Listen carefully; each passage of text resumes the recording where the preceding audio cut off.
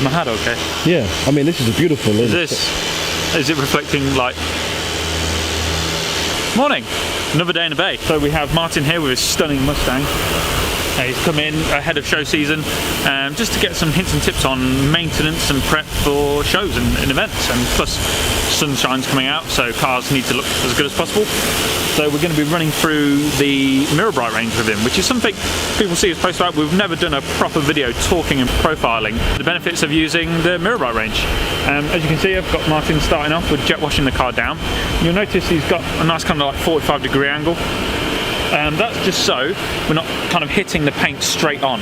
It means that you can be nice and gentle, and if you have any stone chips or anything like that on the paint, avoiding that kind of straight on angle will stop them kind of peeling even more. So we're gonna, like I say, get the car watered down, rinsed off, and then we're gonna talk about the Carnauba milk shampoo in the Mirror Bright range, and then we're gonna wash it, do the wheels, get it in the bay, dry it off, get some shine time.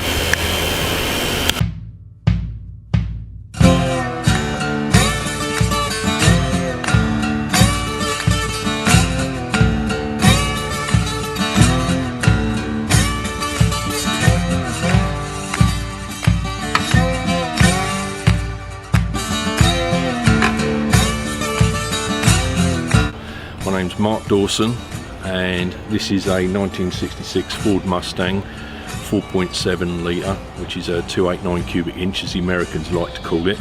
Took 4.5 years to restore, and an interesting fact, it does 12 to the gallon. Now we've already rinsed the wheel off. Yep. And what we do is just a light spray over the wheel like that. Leave it for a few minutes and then just gently rinse off with a jet wash. If you want, you can go over the tyre as well. Yep. Like I say, your wheels aren't heavily dirty, No. So you're not going to see much of a colour change with the iron fallout. Yep. What it is doing is just gently cleaning whatever kind of road grime or dust that's on there. So is that the goes purple as well, does it, that one? Yes, it does. So once you've done one wheel, leave it to dwell for a minute or so. You can see there's a slight discoloration there. Yes. But nothing too crazy. And with a very gentle setting on hose.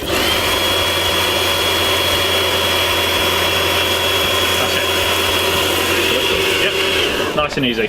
What I like to do is I put in my wash bucket, I'll put warm water, and then in my rinse bucket, for my 2-bucket method, I put cold water. Yeah. Because over time, they're both going to look pretty soapy. But because having the cold water in one, you'll remember which one's your rinse bucket, if that makes sense. So the warm water is always your wash soapy water, and then your cold water is your rinse bucket.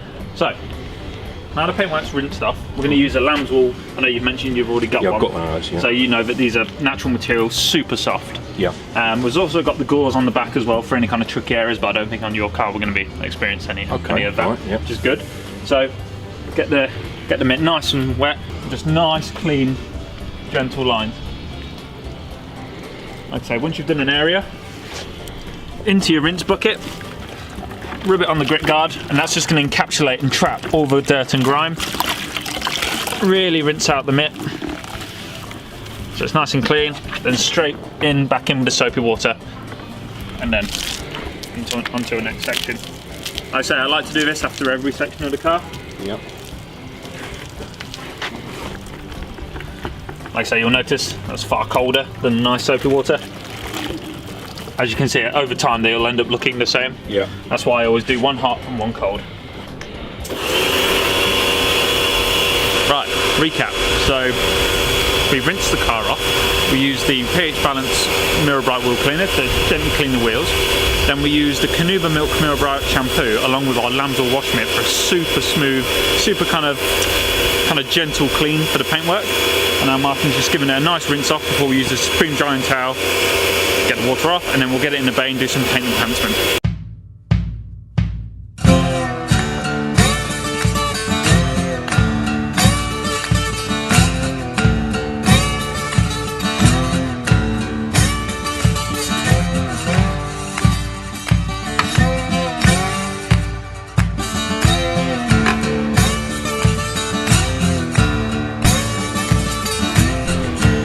What we like to do is set this to a really low setting, like that. Because what you don't want to do is pelt it with lots and lots and lots of water and encourage more water to sit on the surface. So if you lower the pressure of a jet wash or just use an open-ended hose, you'll see it sheets off the car a lot quicker. Just reduces drying time, makes your life easier. As always, Dale, fold the towel once, get 9 towels. So this is our Supreme Fluffy Drying Towel. So this is an advance on our water magnet, which was an advance on chamois. So it's just over time, people expect more from drying towels these days. So this one's nice and big, which means you get it nice and folded, and instead of turning into one towel, it's 8 essentially.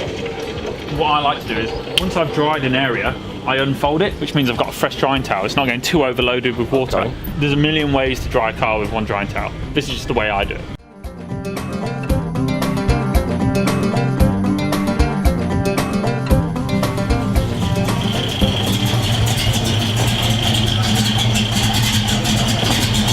I know you've mentioned it's used a rotary polisher. We're going from a rotary to a DA, which is way easier to refine a paint using a DA. Now with a rotary, they have their place. You know, use them in a body shop to bring back colour sanded paintwork. But to refine a paint, I'd always go to a DA. So the whole vibe for today was to use Mirror Bright, but because there is some slight heavy swirls there and some scratches, I want to kind of go in with the compound, knowing that the polishing wax afterwards is going to refine it and also protect it. So, with regard to the bonnet, I'm going to split it into 4 sections. Solely because I don't want to give myself too much to do. As I prime the pad, I want to prime the surface, which means I want an even spread of product. So I'm going to set it to the slowest speed. So just like the pad, the surface is now primed. Now on the machine, I've got swirl and defect removal, 4/8 to 5/8. My go-to is always to go slap bang in the middle of those two. This hand is my balance. That's making sure that pad is always flat. And this hand is my guide moving the machine. Now if you feel the machine, it's quite heavy. I've got one. Oh, you got one, you got the MT return. So you know it's quite a weighty machine, so you don't need to bear down on it. No. Just enough to keep the pad flat. So I'm going to get started. I'm going to move about 1 inch per second.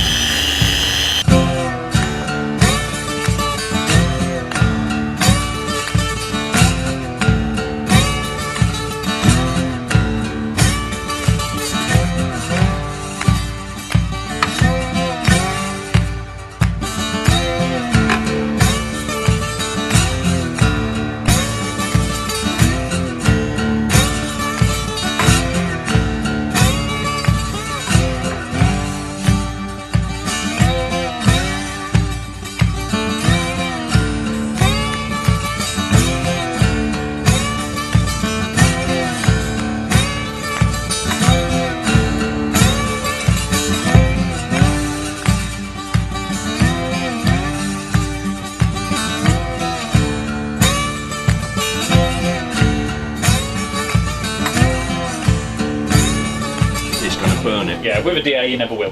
We won't film it that, will we? No, with a DA, like, the most damage you'll ever do with a DA polisher is actually physically dropping it on the paintwork. Like I say, you can be super chilled with it, nice and slow. It's a cheesy saying, but it really does work. You know, the slower you go, the faster it gets done. Because if you're working it like that, it's not giving it time to work the surface. And the slower you go, it's just going to work it for you. And then obviously, you know, we've done the bonnet now, what, 10 minutes, if that? We can now move on to doing the nice shiny stuff. We'll get the other lights on, get the less intense ones off because we've done the correction we wanted to do. And then we'll move on to the Mirror Bright Paste Wax.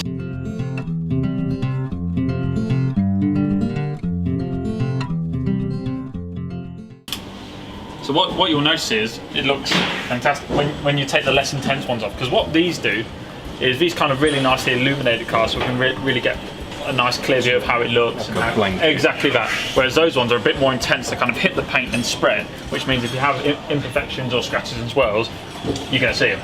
Paint looks amazing now. The paint looks stunning. So, you mentioned you're a paste wax guy. I am. Like myself. That's cool. So we're going to use the Mirror Bright polishing wax. Now, like me, you like your paste waxes. Now it also comes in a liquid form as well. The only difference between those two is your preference. Like I say, we've talked about in the past on other videos, you can use a machine polisher with the liquid wax. You can also use it by hand, but a lot of people like using the liquid ones because it's nice and quick and easy. Whereas a paste wax, better used by hand. Yes. You can really control how much wax is put on the pad as well, which we'll show you how to do that in a sec. So, like I said, if you ever see the liquid and a paste version of the same wax, They both perform the same. It's just personal preference. Just preference. Now, we're going to use this because, one, it's a fully synthetic wax, which means it's going to make the fleck in this really pop. And two, it's got the polishing oils and cleaners in to refine it after using a compound. So you can skip the polishing stage and just go straight in with it. That's why we're going to use it on your colour. It's going to make it look super bright, and also it's going to refine it after compounding. The Ultimate's all out gloss and protection, whereas this one's doing a few different jobs. It's kind of cleaning the surface, removing that haze, enhancing the gloss with the polish, and then protecting with the wax. So that's why it's the polishing. Oh, so it's a little bit more of a 3-in-1. Exactly that. Okay. So, whenever it comes to waxing, less really is more. Yep. So, pinch the top of the pad, place on the wax, turn half a turn. That's fully primed now, and that should do the whole bonnet. Yeah, so you should barely see it on the surface. Get to the bonnet, wipe 3 lines like that. Yep. And then just gently pass over the lines, nice tight circles. And what you're doing, every time you hit a line, it's topping up the pad, make sure everywhere gets an equal share of wax. Okay. Yeah? Right, yeah. So it's just a nice little hint and tip. Like I say, all these things that we're showing you today are just things that I do in the bay. It's not like this is how you should do it. Like if you want to put wax on in straight lines, it's not a problem. I just like doing tight circles. You're a circle guy, yeah. So just gently, you should barely see it on the surface. So if you ever got to a point where you've had arms like Popeye trying to take a wax off, it's because there's been too much applied. So putting a nice thin layer on allows it to fully cure. And we're just going to do the one pass, that's it.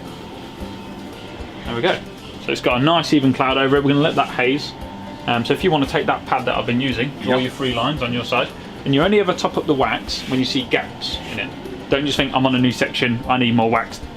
Then do it. Only do it when you need to top it up. And that's the best way of spreading a nice even layer of wax on the car.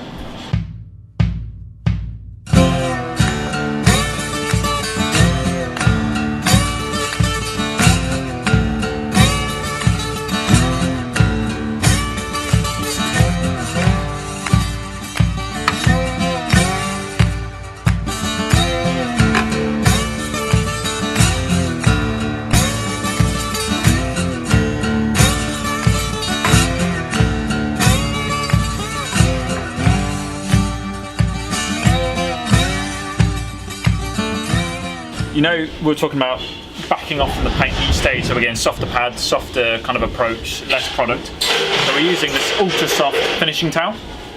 Now, a way of checking to make sure your wax is cured is to swipe your finger on it like that. You see how that's clear? Yeah. That means it's ready to come off. If you swiped it and it still looked greasy, leave it a bit longer.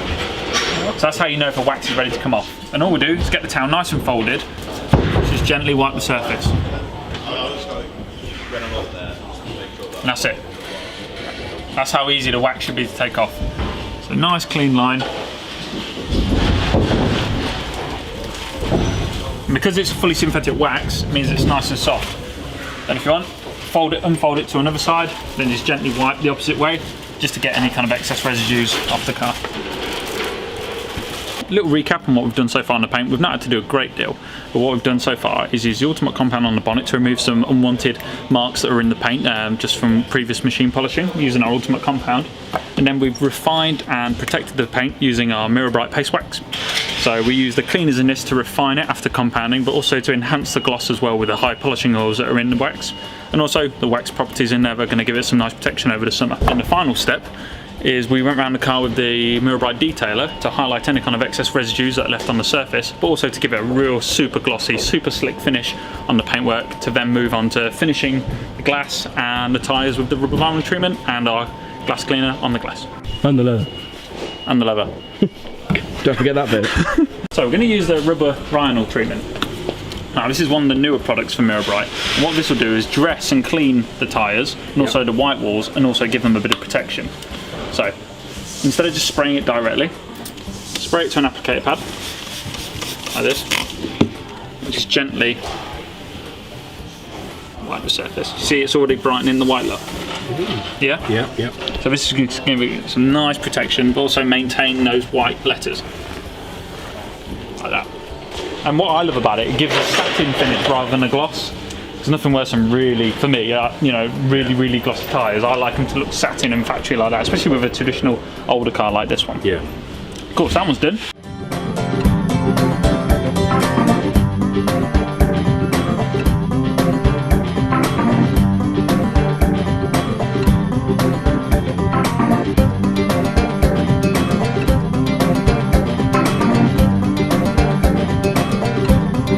will get a little crazy sometimes.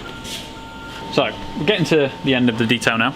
So we're going to look at the seats here, and they're in really good condition, but we just want to kind of feed a bit of cleaners into them and some conditioners to give them a nice soft supple finish.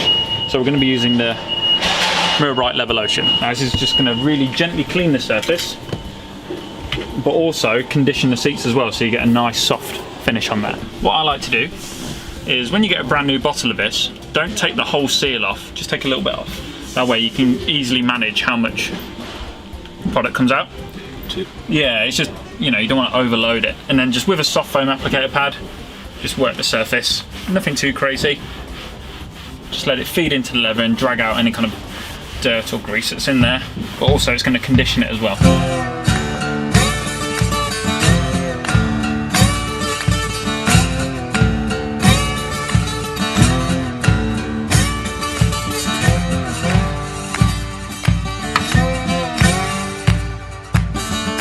There you have it. So that's a wrap for today's day in the bay. Like I say, it wasn't about using the most overly complicated systems or kind of like overhauling the paint and the wheels or anything like that. It was about using the right products for this car and this owner. So wanted ease of use and great finishes, so that's why I went for the Mirror Bright. It's super easy, and it's just going to give you a high-end finish on a car that's already in great condition. So for in between shows, it's a great maintenance range to keep on top of your show car or just well-loved everyday user.